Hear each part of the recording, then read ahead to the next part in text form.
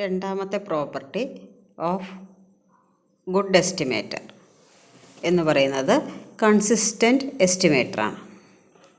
അപ്പോൾ നമ്മൾ unbiased estimator എന്താണെന്ന് മനസ്സിലാക്കി അതിൻ്റെ പ്രോബ്ലംസ് ചെയ്ത് നോക്കി. ഇനി കൺസിസ്റ്റൻറ്റ് എസ്റ്റിമേറ്റർ. ഒരു എസ്റ്റിമേറ്റർ ടി കൺസിസ്റ്റൻറ്റ് എസ്റ്റിമേറ്റർ ആണ് എന്ന് പറയുന്നത് if expectation of t tends to theta and variance of t tends to 0 as n tends to infinity. ഇതാണ് ആ കണ്ടീഷൻ. ഗ്രീൻ കളർ ബോക്സിലെ ആ കണ്ടീഷനാണ് നമ്മളിപ്പോൾ വായിച്ചത്. An estimator t is said to be consistent estimator for the parameter theta if എപ്പോഴാണ് അതിൻ്റെ expected value, അതായത് നമ്മുടെ എസ്റ്റിമേറ്ററിൻ്റെ expected value true value of the പാരാമീറ്ററിലേക്ക് ടെൻഡ് ചെയ്യുന്നു. അതുപോലെ എസ്റ്റിമേറ്ററിൻ്റെ വേരിയൻസ് 0യിലേക്ക് ടെൻഡ് ചെയ്യുന്നു. എപ്പോൾ? As n tends to infinity. Sample size large ആവുമ്പോൾ. n ടെൻസ് ടു ഇൻഫിനിറ്റി എന്ന് പറഞ്ഞു കഴിഞ്ഞാൽ അതിൻ്റെ അർത്ഥം സാമ്പിൾ സൈസ് ലാർജ് ആവുമ്പോൾ.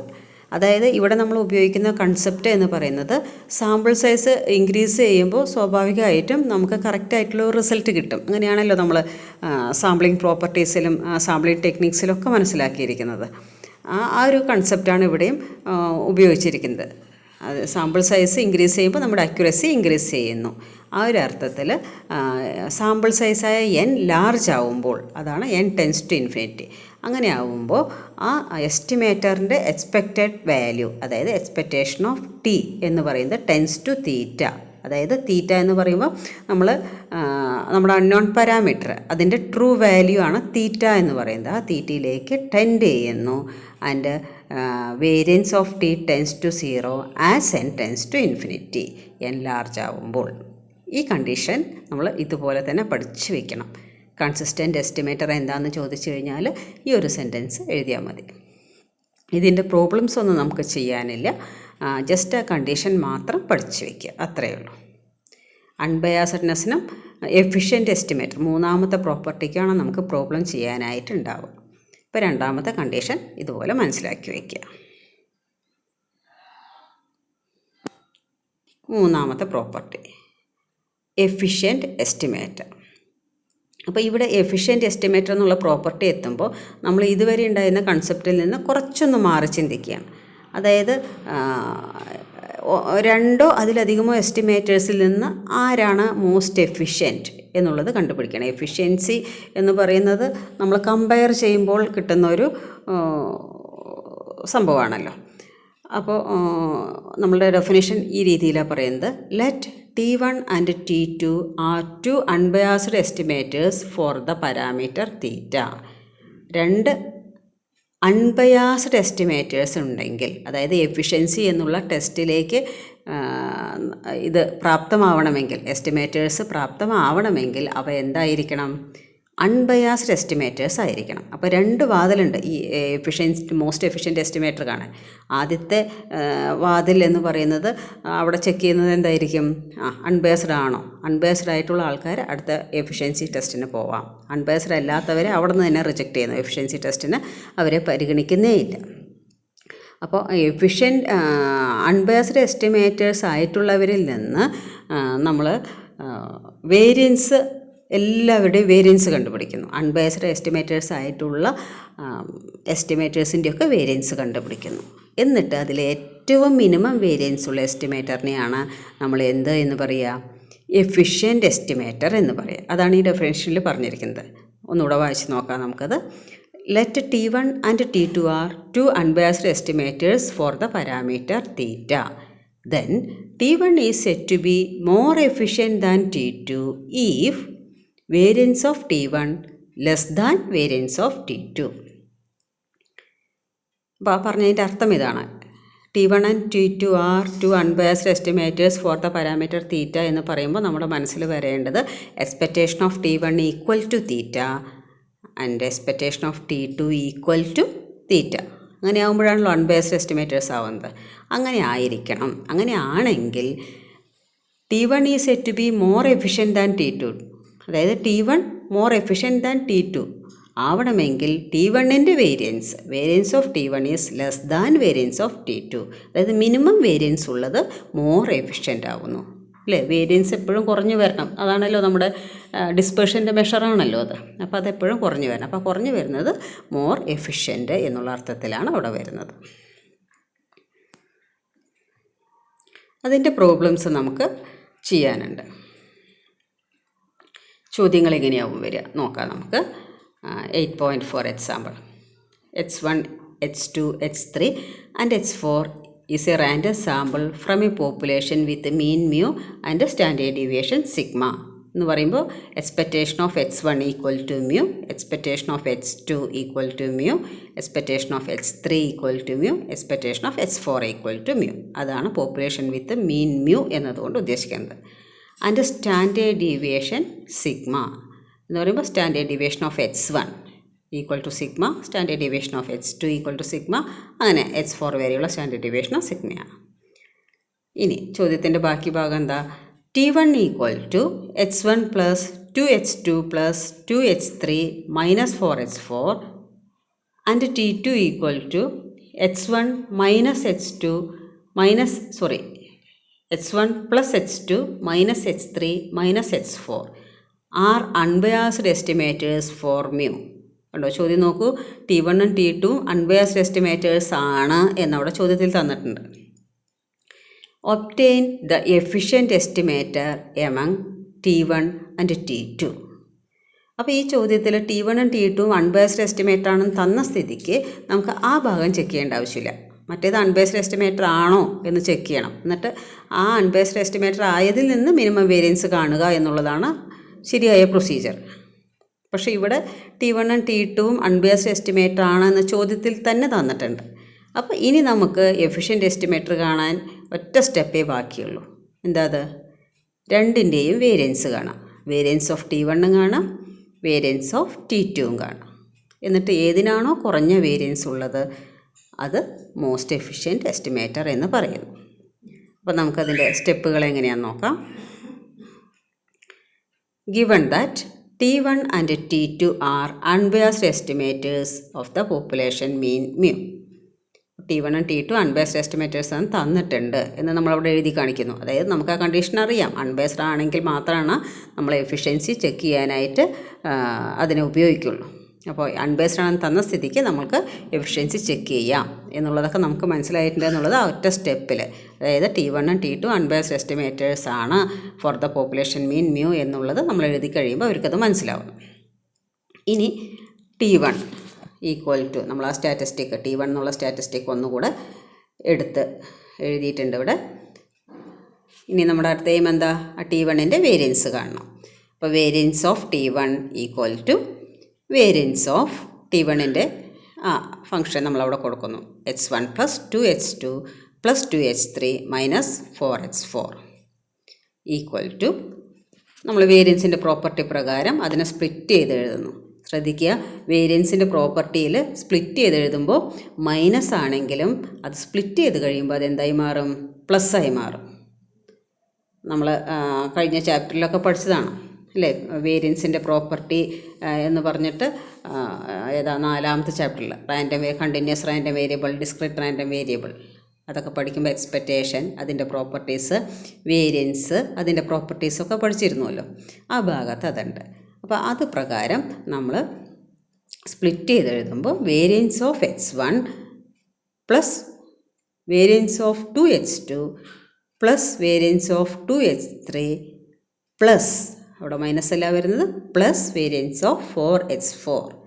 അതിനുള്ള റീസൺ അവിടെ സൈഡിൽ കൊടുത്തിട്ടുണ്ട്. Since variance of H plus or minus Y equal to variance of H plus variance of Y. Plus ആണെങ്കിലും മൈനസ് ആണെങ്കിലും സ്പ്ലിറ്റ് ചെയ്ത് എഴുതുമ്പോൾ പ്ലസ് മാത്രമേ വരുന്നുള്ളൂ. ആ പ്രോപ്പർട്ടി പ്രകാരമാണ് നമ്മൾ ഈ സ്റ്റെപ്പ് ഇങ്ങനെ എഴുതിയത്, അതായത് മൈനസ് പ്ലസ് ആയി എഴുതിയത്. ഇനി അടുത്ത സ്റ്റെപ്പ് എന്താ? അടുത്ത സ്റ്റെപ്പിൽ ഈ വേരിയൻസിൻ്റെ അകത്തുള്ള കോൺസ്റ്റൻസിനെയൊക്കെ നമ്മൾ പുറത്തേക്ക് എടുത്തെഴുതുകയാണ്. ഒന്നാമത്തെ ടേം വേരിയൻസ് ഓഫ് H1 അത് അതുപോലെ തന്നെ എഴുതി. പ്ലസ് ഇനി വേരിയൻസ് ഓഫ് 2H2 അതിൽ നിന്ന് 2 പുറത്തേക്ക് എടുക്കുമ്പോൾ സ്ക്വയർ ചെയ്യണം. കോൺസ്റ്റൻറ്റ് പുറത്തേക്ക് എടുക്കുമ്പോൾ നമ്മൾ സ്ക്വയർ ചെയ്യും. അതിൻ്റെ പ്രോപ്പർട്ടി ഇതവിടെ എഴുതിയിട്ടുണ്ട്. നമ്മൾ വേരിയൻസിൻ്റെ പ്രോപ്പർട്ടിയിൽ പഠിക്കുന്നുണ്ട്. Variance of A H equal to A square into variance of H.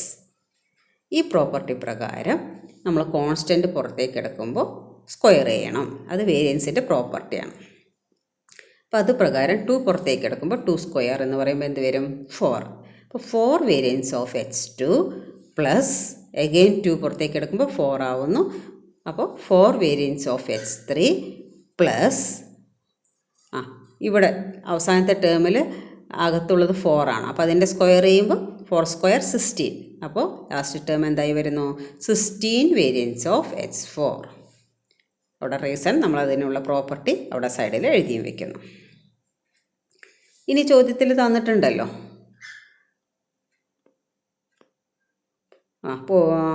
Random sample with mean mu and standard deviation sigma എന്ന് ചോദ്യത്തിൽ തന്നിട്ടുണ്ട്.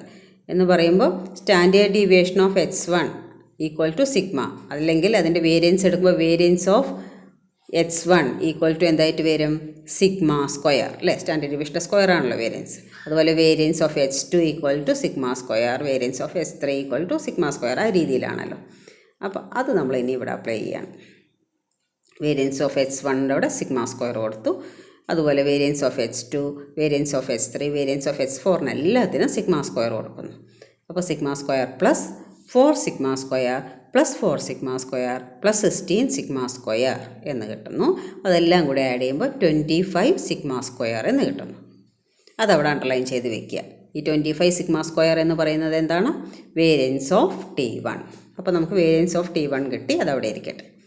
ഇനി നമ്മൾ അടുത്തത് T2ൻ്റെ വേരിയൻസ് കാണാനാണ്. അപ്പോൾ T2 ആദ്യം അവിടെ എടുത്തെഴുതി.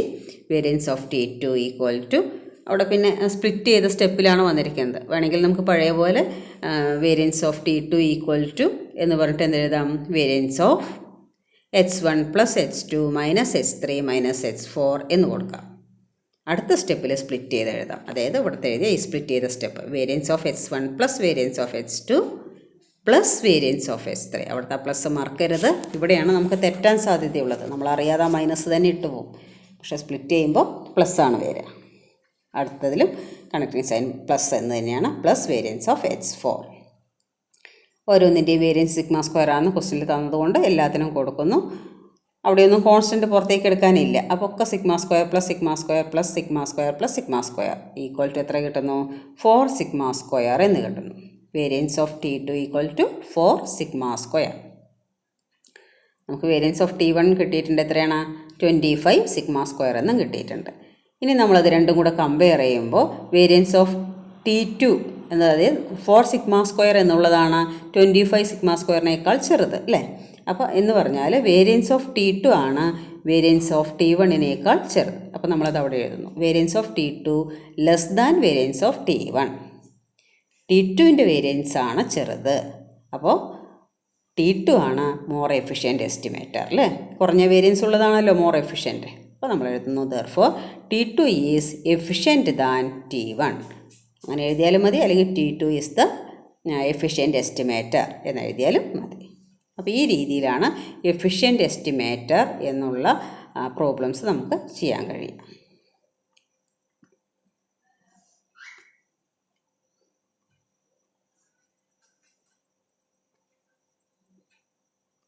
അടുത്ത question 8.5. H1, H2 and H3 are values of a random sample drawn from a normal population with the mean mu and standard deviation sigma. ഈ പാർട്ട്, അതായത് ചോദ്യത്തിൻ്റെ ഈ ഫസ്റ്റ് സെൻറ്റൻസ് എന്ന് പറയുന്നത് നേരത്തെ പറഞ്ഞതുപോലെ തന്നെ വിത്ത് മീൻ മ്യൂ എന്നതുകൊണ്ട് അവർ ഉദ്ദേശിക്കുന്നത് expectation of H1 equal to mu, expectation of H2 equal to mu, expectation of H3 equal to mu. And standard deviation sigma എന്ന് പറയുമ്പോൾ standard deviation of H1 equal to sigma, standard deviation of H2 equal to sigma, standard deviation of H3 equal to sigma. ഇവിടെ നമുക്ക് standard deviation ആയിരിക്കില്ല ആവശ്യം വരിക. നമുക്ക് അപ്പോൾ നേരത്തെ ചെയ്ത പ്രോബ്ലത്തിൽ നിന്നൊക്കെ മനസ്സിലായി എന്തായിരിക്കും ആവശ്യം വരിക? വേരിയൻസ് ആയിരിക്കും. അപ്പോൾ variance of H1 equal to sigma square അല്ലേ? സ്റ്റാൻഡേർഡ് ഡീവിയേഷൻ സിഗ്മ ആണെങ്കിൽ വേരിയൻസ് സിഗ്മ സ്ക്വയർ. അതുപോലെ variance of H2 equal to sigma square, variance of H3 equal to sigma square. അപ്പോൾ ഈ ഒരു കൺസെപ്റ്റാണ് ഈ ഒരു ഫസ്റ്റ് സെൻറ്റൻസിൽ നിന്ന്, അതായത് normal population with mean mu and standard deviation sigma വരെയുള്ള ഭാഗത്തു നിന്ന് നമുക്ക് തന്നിരിക്കുന്നത്, ചോദ്യത്തിലൂടെ തന്നിരിക്കുന്നത്. ഇനി എന്താ ചോദ്യത്തിൻ്റെ ബാക്കി ഭാഗം? 3 സ്റ്റാറ്റിസ്റ്റിക് തന്നിട്ടുണ്ട്. T1 എന്ന് പറയുന്നത് H1 + 2H2 + H3/4. രണ്ടാമത്തെ സ്റ്റാറ്റിസ്റ്റിക് T2, അത് H1 - H2 + H3/2. And T3 H1 + H2 + H3/3 are estimators for mu. Estimators എന്നേ തന്നിട്ടുള്ളൂ, എന്ത് തന്നിട്ടില്ല? അൺബയാസ്ഡ് എസ്റ്റിമേറ്റേഴ്സ് എന്ന് തന്നിട്ടില്ല കേട്ടോ. Estimators for mu. Obtain the efficient estimator. ഇതിൽ ഈ 3 എഫിഷ്യൻറ്റ് എസ്റ്റിമേറ്റർ ആരാണ് എന്ന് കണ്ടുപിടിക്കണം. അപ്പോൾ നമ്മുടെ പ്രൊസീജിയർ ചെയ്യേണ്ട രീതി എന്ന് പറയുന്നത് നമുക്ക് ആദ്യം ഒന്ന് മനസ്സിലാക്കാം. ഇവിടെ എസ്റ്റിമേറ്റേഴ്സ് എന്നേ തന്നിട്ടുള്ളൂ. എഫിഷ്യൻസി ടെസ്റ്റ് ചെയ്യണമെങ്കിൽ ആദ്യം അവരെന്ത് പാസ്സാവണം? ലൈസൻസ് എടുക്കണമെങ്കിൽ, നമുക്ക് ശരിയായിട്ടുള്ള ഒരു ലൈസൻസ് എടുക്കണമെങ്കിൽ ആദ്യം നമ്മൾ ലേണേഴ്സ് ലൈസൻസ് എടുക്കണം. അത് പാസ്സായതിനു ശേഷം മാത്രമാണ് നമുക്ക് ഒറിജിനൽ ലൈസൻസ് അറ്റൻഡ് ചെയ്യാൻ തന്നെ പറ്റുക. അതുപോലെ നമ്മൾ ആദ്യം ലേണേഴ്സ് ലൈസൻസിൻ്റെ സ്ഥലത്ത് നമ്മൾ അൺബയാസ്ഡ് ആണോ എന്ന് ചെക്ക് ചെയ്യണം. അൺബയാസ്ഡ് ആണെങ്കിൽ മാത്രമാണ് എഫിഷ്യൻസി എന്നുള്ള ടെസ്റ്റിന് തന്നെ അവർക്ക് അറ്റൻഡ് ചെയ്യാൻ കഴിയുള്ളൂ. അപ്പോൾ നമ്മൾ ഇത് 3 ആദ്യം T1, T2, T3 ഒക്കെ അൺബയാസ്ഡ് ആണോ എന്നാണ് ആദ്യം ചെക്ക് ചെയ്യുന്നത്. അൺബയാസ്ഡ് ആണോ എന്ന് എങ്ങനെ ചെക്ക് ചെയ്യുക? എക്സ്പെക്റ്റേഷൻ കാണുന്നു അല്ലേ? Expectation of T1 equal to mu അല്ലേ? മീൻ മ്യൂ ആണല്ലോ പറഞ്ഞിരിക്കുന്നത്. Expectation of T1 equal to mu എന്ന് കിട്ടിയാൽ T1 അൺബയാസ്ഡ് എസ്റ്റിമേറ്റർ ആണ് എന്ന് പറയാം.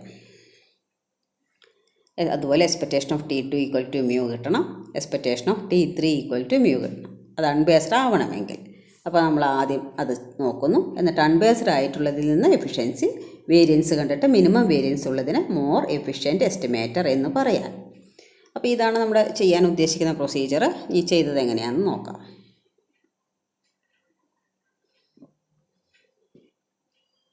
സൊല്യൂഷൻ ഗിവൺ 3 സ്റ്റാറ്റിസ്റ്റിക്കും എടുത്ത് എഴുതിയിട്ടുണ്ട്. കണ്ടില്ലേ, ഇവിടെ ആദ്യം എന്ത് കണ്ടിട്ടുണ്ട്? എക്സ്പെക്റ്റേഷൻ കണ്ടിട്ടുണ്ട്. ഫസ്റ്റ് പ്രോബ്ലത്തിൽ ഈ എക്സ്പെക്റ്റേഷൻ കാണാതിരിക്കാനുള്ള കാരണം ക്വസ്റ്റ്യനിൽ അത് അൺബേസ്ഡ് എസ്റ്റിമേറ്ററാണ് തന്നതുകൊണ്ടാണ്. Expectation of T1 equal to expectation of ആ സ്റ്റാറ്റിസ്റ്റിക് അതുപോലെ എഴുതി. എക്സ്പെക്റ്റേഷൻ്റെയൊക്കെ പ്രോപ്പർട്ടീസ് നമ്മുടെ മനസ്സിൽ കൂടെ പോകണം. വലിയ നമുക്ക് കൺഫ്യൂഷൻ ഉണ്ടാക്കുന്ന പ്രോപ്പർട്ടീസ് ഒന്നും എക്സ്പെക്റ്റേഷനില്ല. പ്ലസ് മൈനസ് ആവുന്നത്, മൈനസ് പ്ലസ് ആവുന്നതൊന്നുമില്ല. അതൊക്കെ വേരിയൻസിലാണ് വരുന്നത്. അതുപോലെ സ്ക്വയർ ആവുന്നതൊക്കെ. എക്സ്പെക്റ്റേഷൻ സാധാരണഗതിയിൽ സ്പ്ലിറ്റ് ചെയ്ത് എഴുതുന്നു. അപ്പോൾ അതുപോലെ നമ്മൾ ഇവിടെയും സ്പ്ലിറ്റ് ചെയ്ത് എഴുതുന്നു. Expectation of H1 plus constant പുറത്തേക്ക് എടുക്കുമ്പോൾ അതുപോലെ തന്നെ വരുന്നു എന്നേ ഉള്ളൂ. എക്സ്പെക്റ്റേഷൻ ഓഫ് 2H2 അല്ലേ? അതിൽ നിന്ന് കോൺസ്റ്റൻറ്റ് പുറത്തെടുക്കുമ്പോൾ 2 × എക്സ്പെക്റ്റേഷൻ ഓഫ് H2. അത് അതുപോലെ എഴുതിയിട്ടുണ്ട് അവരവിടെ സ്റ്റെപ്പിൽ. സ്പ്ലിറ്റ് ചെയ്ത് എഴുതി അതുപോലെ കോൺസ്റ്റൻറ്റ് പുറത്തേക്ക് എടുത്ത് രണ്ടും കൂടെ ഒറ്റ സ്റ്റെപ്പായിട്ടാണ് അവിടെ എഴുതിയിരിക്കുന്നത്.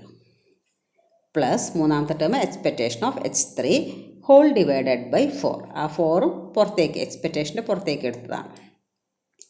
അവിടെ വലിയ കൺഫ്യൂഷനൊന്നും വരുന്നില്ല ആ സ്റ്റെപ്പിൽ. ജസ്റ്റ് സ്പ്ലിറ്റിങ് എഴുതുന്നു, സ്പ്ലിറ്റ് ചെയ്ത് എഴുതുന്നു. അടുത്ത സ്റ്റെപ്പിൽ expectation of H1, expectation of H2, expectation of H3 എന്നിടത്തൊക്കെ നമ്മൾ എന്ത് കൊടുക്കുന്നു? മ്യൂ എന്ന് കൊടുക്കുന്നു. അങ്ങനെ കൊടുക്കാനുള്ള കാരണമാണ് ക്വസ്റ്റ്യനിൽ ആദ്യം പറഞ്ഞ സെൻറ്റൻസ്. ആ 3 സാമ്പിൾസും ഏത് പോപ്പുലേഷനിൽ നിന്ന് എടുത്തിരിക്കുന്നത്?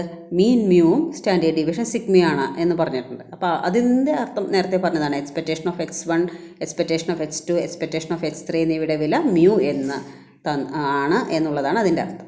അപ്പോൾ അവിടെയൊക്കെ നമ്മൾ മ്യൂ എന്ന് കൊടുക്കുന്നു. കൊടുത്തു കഴിയുമ്പോൾ mu plus 2 mu plus mu by 4 equal to 4 mu by 4 equal to mu എന്ന് കിട്ടി. അതായത് expectation of T1 equal to mu. അപ്പോൾ ഇതിൻ്റെ അർത്ഥം T1 അൺബയാസ്ഡ് എസ്റ്റിമേറ്റർ ആണ്. Therefore T1 is an unbiased estimator of mu. ഇതേ രീതിയിൽ എക്സ്പെക്റ്റേഷൻ ഓഫ് T2 കാണുന്നു. പക്ഷേ നോക്കൂ, എക്സ്പെക്റ്റേഷൻ ഓഫ് T2 കണ്ടപ്പോൾ ഈക്വൽ ടു എന്താ കിട്ടിയിരിക്കുന്ന ആൻസർ? സ്പ്ലിറ്റ് ചെയ്ത് എഴുതി മ്യൂയുടെ വാല്യൂ കൊടുത്തു. ഈക്വൽ ടു മ്യൂ ബൈ 2 എന്നാണ് കിട്ടിയിരിക്കുന്നത്. മ്യൂ എന്ന് കിട്ടിയിട്ടില്ല. ഈക്വൽ ടു മ്യൂ ആയാൽ മാത്രമാണ് നമുക്ക് അൺബയാസ്ഡ് എന്ന് പറയാൻ കഴിയുള്ളൂ. അപ്പോൾ ഇവിടെ നമുക്ക് എന്ത് പറയാം? Expectation of T2 is not equal to mu. Therefore T2 is not an unbiased estimator of mu. അപ്പോൾ അവിടെ നിന്ന് തന്നെ T2 നമ്മൾ റിജക്റ്റ് ചെയ്തു. ഇനി നമ്മൾ T2ൻ്റെ വേരിയൻസ് കാണേണ്ട ആവശ്യമില്ല. ഫസ്റ്റ് ടെസ്റ്റിൽ തന്നെ അത് ഫെയിലായി കഴിഞ്ഞു. അതിനെ നമ്മൾ റിജക്റ്റ് നോട്ട് അൺബയസ്ഡ് എസ്റ്റിമേറ്റർ എന്നുള്ള ആ ഒരു ഒപ്പീനിയൻ കൊടുത്ത് അതിനെ അവിടെ നിന്ന് ഒഴിവാക്കുകയാണ്. ഇനി T3 എടുത്തു. എക്സ്പെക്റ്റേഷൻ ഓഫ് T3 നേരത്തെ ചെയ്തതുപോലെ ആദ്യം സ്റ്റാറ്റിസ്റ്റിക് എടുത്തു, പിന്നെ സ്പ്ലിറ്റ് ചെയ്തു. അടുത്ത സ്റ്റെപ്പ് മ്യൂ കൊടുത്തു. Final answer equal to mu എന്ന് കിട്ടിയിട്ടുണ്ട്. അപ്പോൾ expectation of T3 equal to mu, therefore T3 is an unbiased estimator of mu.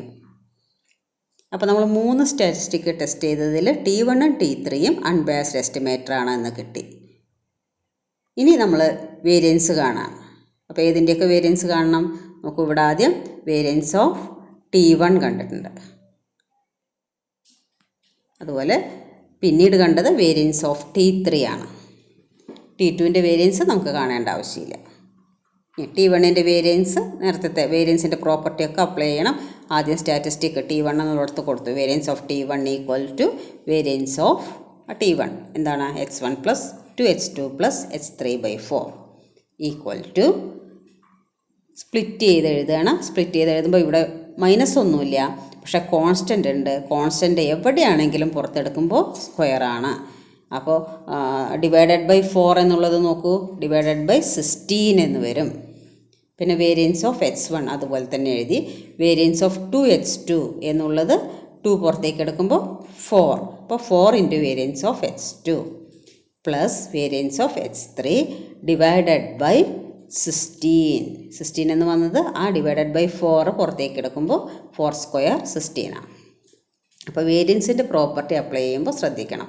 Efficiency എന്നുള്ള പ്രോബ്ലത്തിൽ വേരിയൻസ് വരും. വേരിയൻസിൻ്റെ പ്രോപ്പർട്ടി അവിടെ നമ്മൾ അപ്ലൈ ചെയ്യുമ്പോൾ തെറ്റിക്കഴിഞ്ഞാൽ നമുക്ക് മോസ്റ്റ് എഫിഷ്യൻ്റ് എസ്റ്റിമേറ്റർ കാണുന്നത് തെറ്റും. ഇനി അടുത്ത സ്റ്റെപ്പ് നമ്മൾ നേരത്തെ ചെയ്തതുപോലെ എക്സ്പെക്റ്റേഷൻ ഓഫ് h1ന് മ്യൂ കൊടുത്തതുപോലെ ഇവിടെ വേരിയൻസ് ഓഫ് h1ന് എന്തായിരിക്കും വരിക? Sigma square. വേരിയൻസ് ഓഫ് h2ൻ്റെ അവിടെ വേരിയൻസ് ഓഫ് h3ൻ്റെ അവിടെ ഒക്കെ സിഗ്മ സ്ക്വയർ തന്നെയാണ് വരിക. അതൊക്കെ കൊടുത്തു കഴിയുമ്പോൾ നമുക്ക് കിട്ടുന്ന answer 6 sigma square by 16 equal to അതിൻ്റെ ഡെസിമൽ വാല്യൂ നമുക്ക് കമ്പയർ ചെയ്യണമല്ലോ. അപ്പോൾ 3/8 എന്നൊക്കെ ഇട്ട് കഴിയുമ്പോൾ നമുക്ക് കമ്പയർ ചെയ്യാൻ ബുദ്ധിമുട്ടായിരിക്കും എന്നുള്ളത് കൊണ്ട് നമ്മൾ കാൽക്കുലേറ്ററിൽ ചെയ്തിട്ട് അതിൻ്റെ ഡെസിമൽ വാല്യൂ കാൽക്കുലേറ്റ് ചെയ്യുക. അപ്പോൾ 0.375 സിഗ്മ സ്ക്വയർ എന്നാണ് ഇവിടെ കിട്ടിയിരിക്കുന്നത്. ഇത് വേരിയൻസ് ഓഫ് T1. അടുത്തത് നമുക്ക് വേരിയൻസ് ഓഫ് T3 കാണണം. ആസ് യൂഷ്വൽ നമ്മൾ സ്റ്റാറ്റിസ്റ്റിക് എഴുതി സ്പ്ലിറ്റ് ചെയ്തു. സ്പ്ലിറ്റ് ചെയ്യുമ്പോൾ ബൈ 3 എന്നുള്ളത് പുറത്തേക്ക് എടുക്കുമ്പോൾ വേരിയൻസിൽ നിന്ന് പുറത്തേക്ക് എടുക്കുമ്പോൾ 9 ആയി കഴിഞ്ഞു. എന്നിട്ട് സിഗ്മ സ്ക്വയർ കൊടുക്കുന്നു ഓരോ വേരിയൻസിനും. 3 sigma square by 9 equal to sigma square by 3 equal to decimal വാല്യൂയിൽ വരുമ്പോൾ 0.333 sigma square. Variance of T3 എന്നുള്ളതാണ് ഇത്. Variance of T1 0.375. നമുക്ക് ചെറിയ വേരിയേഷൻസേ ഉള്ളൂ. 0.375ഉം 0.33. ഇതിലേതാ ചെറുത്? 0.33 ആണല്ലോ. അപ്പോൾ നമ്മൾ 0.33 എന്ന് പറയുന്നത് വേരിയൻസ് ഓഫ് T3 ആണ്. അപ്പോൾ variance of T3 is less than variance of T1. T3യുടെ വേരിയൻസ് ആണ് ചെറുത്. അപ്പോൾ T3 ആയിരിക്കും more efficient. T3 is efficient estimator. നേരത്തെ ഇതുപോലെ ദാൻ T1 എന്ന് വേണമെങ്കിൽ കൊടുക്കാം, അല്ലെങ്കിൽ T3 ഈസ് എഫിഷ്യൻറ്റ് എസ്റ്റിമേറ്റർ എന്നതോടുകൂടി അവസാനിപ്പിക്കാം. അപ്പോൾ ഈ രീതിയിലുള്ള പ്രോബ്ലംസ് വരും. അതായത് ഒന്നുകിൽ അൺബേസ്ഡ് എസ്റ്റിമേറ്റർ ആണെന്ന് പറഞ്ഞ് തന്നിട്ട് എഫിഷ്യൻറ്റ് കാണാൻ പറയുമ്പോൾ വേരിയൻസ് മാത്രം കണ്ടാൽ മതി. അതല്ല ജസ്റ്റ് എസ്റ്റിമേറ്റർ ആണ് എന്ന് മാത്രം തന്നാൽ നമ്മൾ അൺബേസ്ഡ് ആണോ എന്നും ചെക്ക് ചെയ്യണം. എന്നിട്ട് അൺബേസ്ഡ് ആയതിൻ്റെ മാത്രം വേരിയൻസ് കൂടെ കാണണം. മിനിമം വേരിയൻസ് ഉള്ളതിന് മോർ എഫിഷ്യൻറ്റ് അല്ലെങ്കിൽ മോസ്റ്റ് എഫിഷ്യൻറ്റ് എസ്റ്റിമേറ്റർ എന്നും പറയും. ഇതാണ് എഫിഷ്യൻസിയിലുള്ള പ്രോബ്ലമായിട്ട് വരുന്നത്. ഈ രണ്ട് പ്രോപ്പർട്ടി അൺബയസ്ഡും എഫിഷ്യൻസി മാത്രമേ നമുക്ക് പ്രോബ്ലം ചെയ്യാനുള്ളൂ. കൺസിസ്റ്റൻസി നമുക്ക് പ്രോബ്ലം ചെയ്യാനില്ല. നാലാമത്തെ പ്രോപ്പർട്ടിയായ സഫിഷ്യൻസിയിലും പ്രോബ്ലം ചെയ്യാനില്ല. ഡെഫിനിഷൻ പഠിക്കുക എന്ന് മാത്രം. നോ യുവർ പ്രോഗ്രസ് ഈ ടൈപ്പ് ക്വസ്റ്റ്യൻസ് ഒക്കെ ഒന്ന് ചെയ്ത് നോക്കുക. എഫിഷ്യൻസി ടെസ്റ്റ് ചെയ്യുന്ന ക്വസ്റ്റ്യൻ തന്നെയാണ്. ഇനി എന്താണ് sufficient estimator? An estimator is said to be a sufficient estimator of a parameter if it contains all information in the sample about the parameter. ആ സാമ്പിളിൽ പാരാമീറ്ററിനെ കുറിച്ചിട്ടുള്ള എല്ലാ ഇൻഫോർമേഷൻസും അടങ്ങിയിട്ടുണ്ടെങ്കിൽ ആ എസ്റ്റിമേറ്ററിനെ നമുക്ക് എന്ത് എസ്റ്റിമേറ്റർ എന്ന് പറയാം? സഫിഷ്യൻറ്റ് എസ്റ്റിമേറ്റർ എന്ന് പറയാം. ആ ഡെഫിനിഷൻ അത് മാത്രം മതി. അതിൽ കൂടുതലായിട്ട് നമുക്ക് ആ ഒരു ഡെഫിനിഷൻ മാത്രമാണ് ആ സഫിഷ്യൻറ്റ് എസ്റ്റിമേറ്ററിനെ കുറിച്ച് നമുക്ക് പഠിക്കേണ്ട ആവശ്യമുള്ളൂ. ആ ഒരു ഡെഫിനിഷൻ വൃത്തിയായിട്ട് പഠിക്കുക. An estimator is said to be sufficient estimator of a parameter. എസ്റ്റിമേറ്ററിന് എപ്പോഴാണ് നമ്മൾ സഫിഷ്യൻറ്റ് എസ്റ്റിമേറ്റർ എന്ന് പറയുക? ഇഫ് ഇറ്റ് കണ്ടെയ്ൻസ്, ഇതിൽ ആ എസ്റ്റിമേറ്ററിൽ കണ്ടെയ്ൻ ചെയ്തിട്ടുണ്ടാവണം എന്ത്?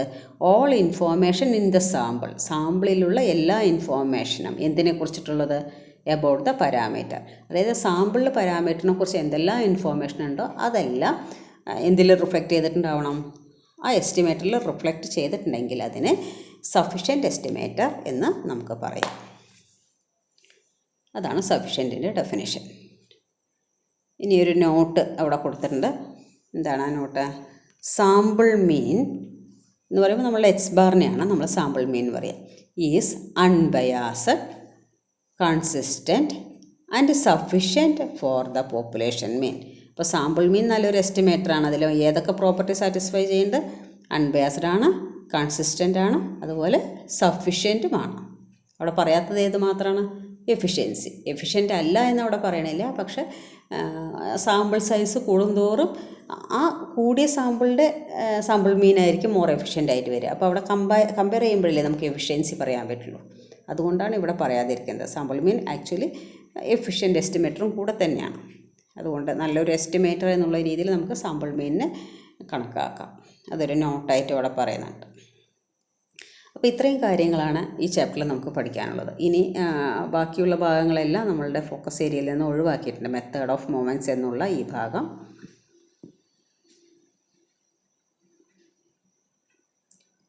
പിന്നെ ഇൻ്റർവെൽ എസ്റ്റിമേഷൻ, അതിൻ്റെ ഡെഫിനിഷൻ നമ്മൾ നേരത്തെ പഠിച്ചുവല്ലോ. അതിൻ്റെ ഒരു ഇൻ്റർവെൽ നമുക്ക് പഠിക്കാനുണ്ട്. ആ ഭാഗവും ഫോക്കസ് ഏരിയയിൽ നിന്ന് ഒഴിവാക്കിയിട്ടുണ്ട്. Confidence interval for the population mean. അതായത് പോപ്പുലേഷൻ മീൻ ലൈ ചെയ്യാൻ സാധ്യതയുള്ള ഒരു ഇൻ്റർവെൽ വന്നിട്ട് ആക്ച്വലി ഇതൊരു ഫോർമുലയൊക്കെയാണ്. ഈ ഫോർമുല വെച്ചിട്ട് എക്സ് ബാറും സിഗ്മയും ഒക്കെ തന്നിട്ടുണ്ടെങ്കിൽ നമുക്ക് സെഡ് ആൽഫ ബൈ 2 വരുമ്പോൾ ടേബിൾ വാല്യൂ ആണ്. എൻ എന്ന് പറയുന്നത് സാമ്പിൾ സൈസ് ആണ്. അതൊക്കെ വെച്ചിട്ട് നമുക്ക് ഇൻ്റർവെല്ലിൽ കാൽക്കുലേറ്റ് ചെയ്യാനുള്ള ഒരു സെക്ഷൻ കൂടിയായിരുന്നു അത്. ഇതും ഫോക്കസ് ഏരിയയിൽ നിന്ന് ഒഴിവാക്കിയിട്ടുണ്ട്. ഇതിൻ്റെ പ്രോബ്ലംസ് എല്ലാം ഉണ്ടായിരുന്നു, അതൊക്കെ ഇപ്പോൾ ഒഴിവാക്കിയിട്ടുണ്ട്. അപ്പോൾ ഇനി വേറെ ഒന്നുമില്ല. അപ്പോൾ ഇത്രയും ഭാഗങ്ങളാണ് നമുക്ക് പഠിക്കാനുള്ളത്. ഈ സഫിഷ്യൻ്റ് വരെ ഇതുവരെയുള്ള ഭാഗമാണ് നമുക്ക് പഠിക്കാനുള്ളത്. അതിലാകെ പ്രോബ്ലം ചെയ്യാനുള്ളത് അൺബയാസ്ഡും എഫിഷ്യൻസിയുടെയും മാത്രമാണ് പ്രോബ്ലം ചെയ്യാനുള്ളത്. ബാക്കി രണ്ടും ഡെഫിനിഷൻ പഠിക്കുക എന്നുള്ളതാണ്. അതുപോലെ 4 പ്രോപ്പർട്ടീസ് എന്തൊക്കെയാണ് ഫോർ എ ഗുഡ് എസ്റ്റിമേറ്റർ എന്ന് ചോദിച്ചു കഴിഞ്ഞാൽ ഈ 4 പ്രോപ്പർട്ടീസും നമുക്ക് എഴുതാൻ കഴിയണം. അതോടുകൂടെ ഈ ചാപ്റ്റർ കഴിഞ്ഞു.